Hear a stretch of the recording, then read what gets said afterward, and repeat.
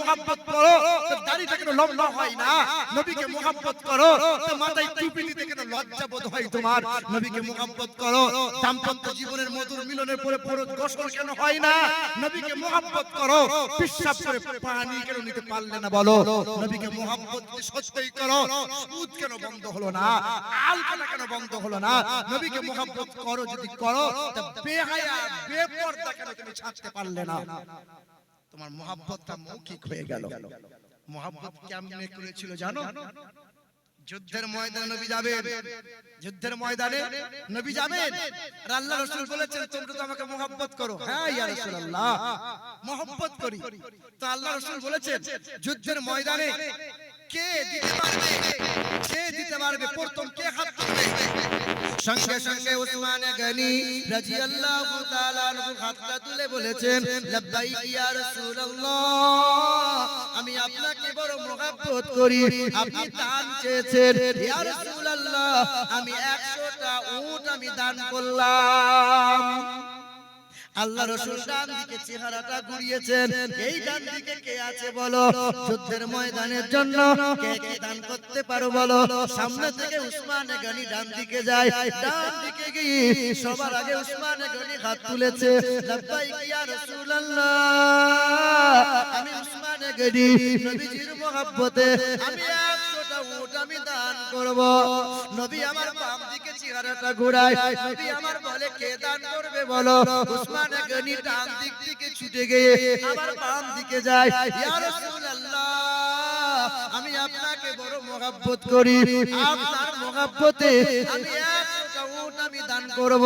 নবী আমার চাইছেন অন্য কেউ দান করুক, নবী চাইছেন অন্য কেউ দিক, হাতটা অন্য কেউ তুলুক, কিন্তু উসমান গনি কাউকে সুযোগ দেয় না। সামনের দিকে চাই উসমান গনি হাত বাড়ায়, ডান দিকে চাই তো উসমান গনি হাত বাড়ায়, বাম দিকে চাই তো উসমান গনি হাত বাড়ায়, পিছনের দিকে চাই তো উসমান গনি হাত বাড়ায়। এমন করে 6 বার উসমান গনি হাতটা বাড়ায়, ইয়া রাসূলুল্লাহ, আমি 100 নয় 200 নয়, আমি 600 উট আমি দান করব। আর উটের পিঠে যত মাল লাগবে সমস্ত উটের পিঠে বুঝাই করা মাল আমি দিয়ে দেব। নবী আমার বলে উসমান, আমি জান্নাতে যাব, তুমি আমার সঙ্গী হয়ে জান্নাতে যাবে। এ মুসলমান, নবীকে মুহাব্বত করি আমরা, একজন নবীর মুহাব্বতের আশিক বান্দা, নবীর প্রেমিক কি হাতটা তুলে বলতে পারে উসমান গনি 100 উট দেবে, উসমান গনি 200 উট দেবে, উসমান গনি 600 উট দেবে? না না, 100 200 নয়, একজন মুমিন বান্দা হাতটা তুলে বলতে পারবে খোদার ঘর মসজিদের জন্য আমি 5,000 টাকা দেব।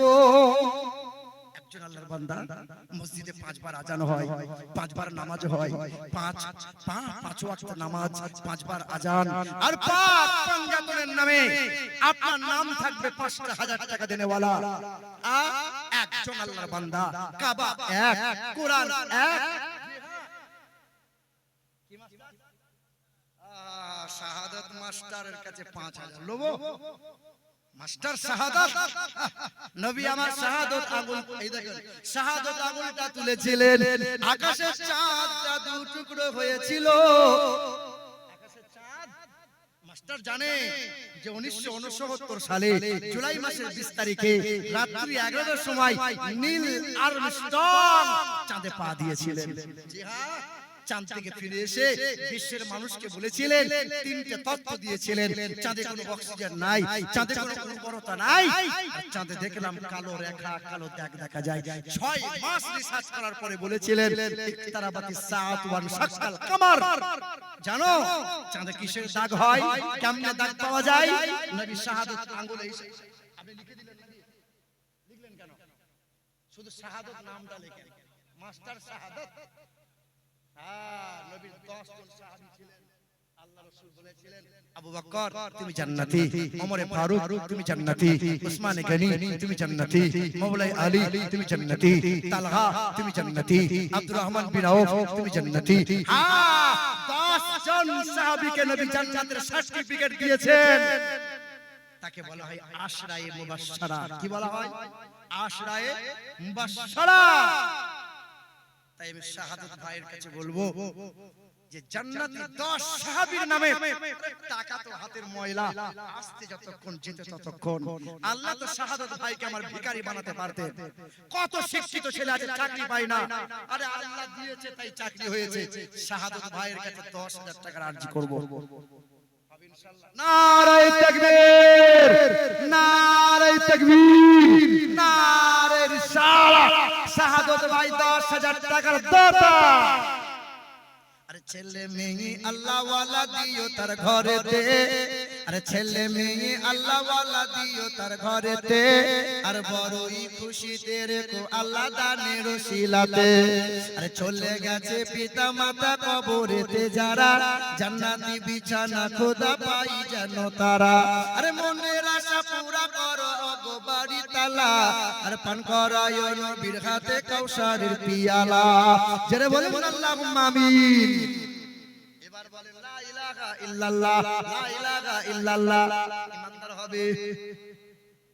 শুধু কেউ যদি বলে লা ইলাহা ইল্লাল্লাহ, আল্লাহকে মানি, আল্লাহ আসমানের মালিক জমিনের মালিক, আল্লাহর ইবাদত করি, রোজা রাখি, হজ যাকাত করি, আর নবীকে আমি মানব না, ওই ব্যক্তি ইমানদার হতে পারে। তাহলে মুহাম্মাদুর রাসূলুল্লাহকে মানা লাগবে। আল্লাহ বলছেন খালাকনাকুম আজওয়াজা, আমি আল্লাহ জোড়া জোড়া বানাইছি, নর আর নারী, স্বামী আর স্ত্রী, সাদা আর কালো, মিথ্যা আর সত্য, উঁচু আর নিচু, জান্নাত আর জাহান্নাম, এই জোড়া জোড়া বানাইলাম। জোড়া হওয়ার মতো আর একজন মুমিন বান্দা কি পারবে না? না 10,000 নয়, পারবে পারবে। 10,000 টাকা যদি হয় তো আলহামদুলিল্লাহ। শাহাদাত ভাইয়ের পাশে দাঁড়ানোর মতো কোন চাষি ভাই আছেন, কোন ব্যবসায়ী ভাই আছেন, কোন মাস্টার চাকরিজীবী আছেন, কোন আমার বোন আছে, কোন বোন, কোন আমার মা আছে, কেউ পারবে? সন্তানের অসুখ বিসুখ ছাড়ে না, ছেলেটা চাকরি পাচ্ছে না, আপনি সাদকা করেন। আমি মহান মালিকের দরবারে চোখের পানি ফেলে দোয়া করব, আল্লাহ পাক এই দোয়া ফিরিয়ে দেবে না। কেমন ভালোবাসো মা জানো? নবী শুধু বলেছিলেন যুদ্ধের ময়দানে যার কাছে যেমন আছে দাও দাও। আল্লাহ রাসূল সাল্লাল্লাহু আলাইহি সাল্লামের সামনে একজন মহিলা দুধের বাচ্চাকে নিয়ে এসেছে। আল্লাহ রাসূলকে বলছেন ইয়া রাসূলুল্লাহ, আমার কাছে দেওয়ার মতো কিছু নাই, আমার দুধের বাচ্চা মাসুম বাচ্চা আছে, এই মাসুম বাচ্চাকে আপনার রাহে আমি দান করে দিলাম, নেন না ইয়া রাসূলুল্লাহ। আল্লাহ রাসূল বলেন এটা কি খেলনার জায়গা? যুদ্ধের ময়দান কি খেলনার জায়গা? বাচ্চাটাকে নিয়ে খেলা করব? যুদ্ধের ময়দান তো রক্তের জায়গা, এই যুদ্ধের ময়দানে দুধের বাচ্চা নিয়ে কি করব বলো? এখানে তলোয়ারের জায়গা, এখানে ঢালের প্রয়োজন। সেদিন মা তখন বলেছিল এখনো পেটের যন্ত্রণা ভালো হয় নাই, দুধের কাঁচা বাচ্চাকে নবীর হাতে তুলে দিয়ে বলেছিল ইয়া রাসূলুল্লাহ, ঢাল দিতে চেয়েছিলাম, ঢাল দেওয়ার মতো অর্থ সামর্থ্য আমার নাই, তাই ঢালের মতো করে ঢাল স্বরূপ আপনি ব্যবহার করবেন আমার ছেলেকে। সেদিন মাসুম বাচ্চাকে আল্লাহ রাসূল নিয়ে নিয়েছেন, আর মা চিৎকার করে বলেছেন ইয়া রাসূলুল্লাহ, বেঈমানরা যখন আপনাকে তীর মারবে, বেঈমানরা যখন লক্ষ্য করে বর্ষা মারবে, আমার এই মাসুম বাচ্চাকে আপনি বুকের মাঝে বেঁধে নেবেন, আর বেঈমানরা তীর মারবে তো বাচ্চার শরীরে তীর গাঁথবে, আপনার চেহারায় ক্ষতি হতে দেবে না। সেদিন আল্লাহ রাসূল বলেছেন মা তুই এত ভালোবাসিস আমাকে। সেদিন মা কেঁদে বলেছিল ইয়া রাসূলুল্লাহ, সন্তান পেয়েছি তো আপনার কারণে পেয়েছি, আসমান পেয়েছি তো আপনার সাদকাতে পেয়েছি, জমিন পেয়েছি তো আপনার সাদকাতে পেয়েছি।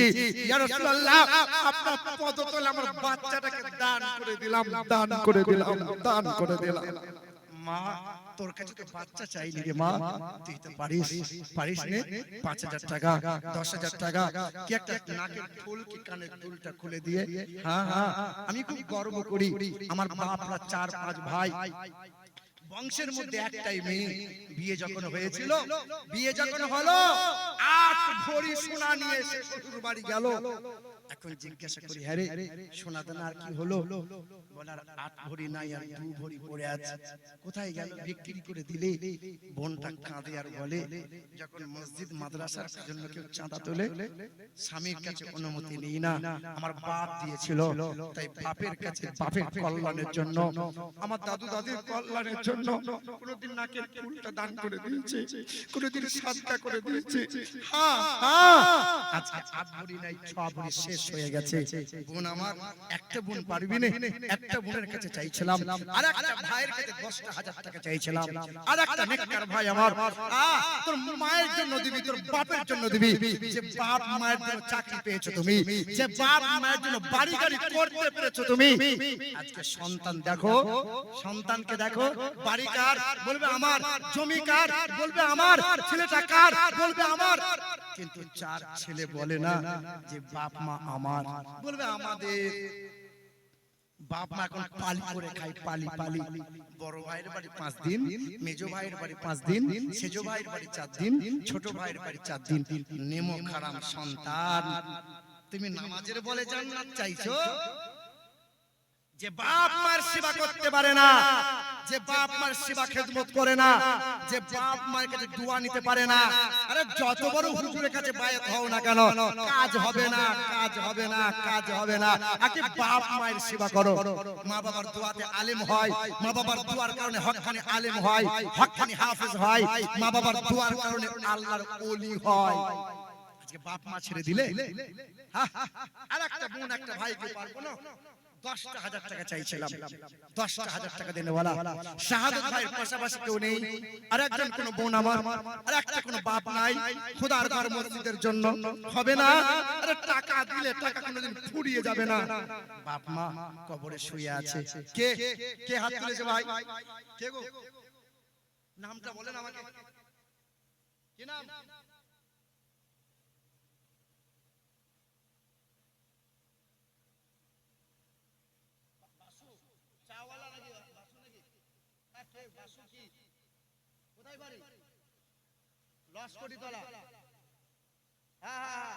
সুবহানাল্লাহ, আলহামদুলিল্লাহ। আমাদের সেই জিয়াউল মুস্তাফার গ্রাম না, আল্লাহ তাআলা জান্নাতবাসী করুক। আমি এসেছিলাম, এই দেখেন বাসু ভাই, তার নাম বাসু তো, বাসু।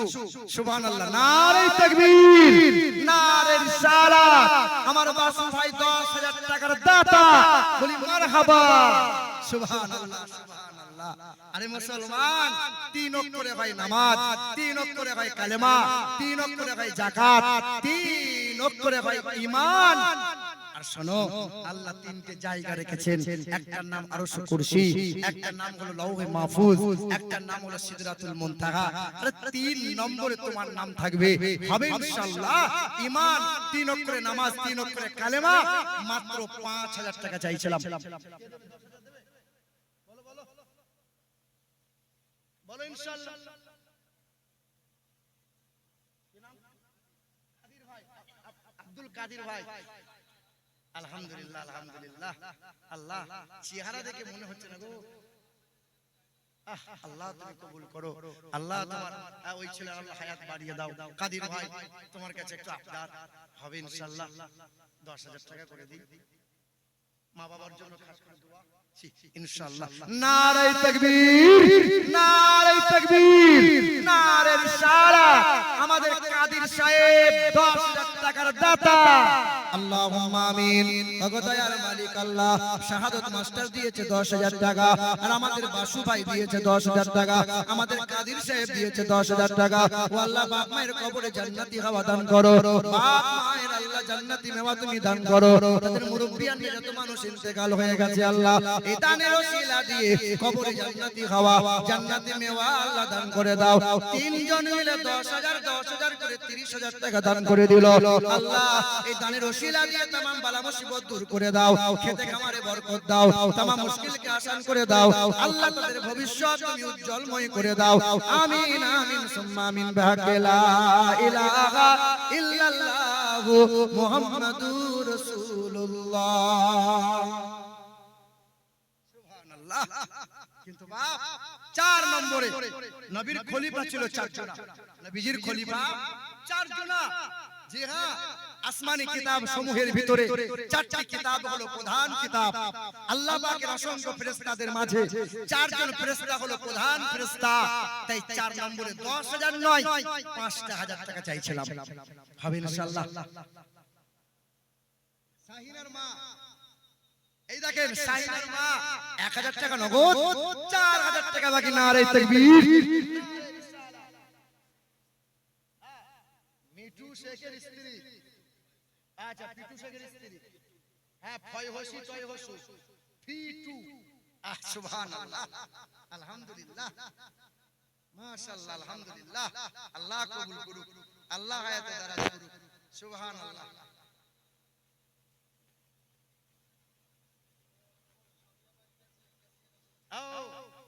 আচ্ছা, আলহামদুলিল্লাহ। তাহলে পিটু শেখের স্ত্রী 5000 টাকা, 1000 টাকা নগদ, আলহামদুলিল্লাহ। তাহলে হয়ে গেল 4 জনা। 5 নম্বরে 5000 টাকা চাইছিলাম। 5 নম্বরে 5 ওয়াক্ত নামাজ হবে, নামাজ আপনি পড়তে পারেন না তো কি হয়েছে, মহব্বত তো করেন। এখন যদি ছেলেটা অসুখ হয়ে যায় আর ডক্টর বলে যে 20000 টাকা খরচ হবে, টাকা নাই তো জমি জায়গা বন্ধক দিয়ে টাকা বার করে নিয়ে ছেলে অসুখ সারাবেন। আর নবী বলছেন অসুখটা আসবে না। জি হ্যাঁ, তবে আজকে আপনাদের 4টে ওষুধ আমি দিয়ে যাব। 1 নম্বর, এক ভাই প্রশ্ন করেছিল যে হিজরা কেন হয়, হিজরা হয় কেন? আর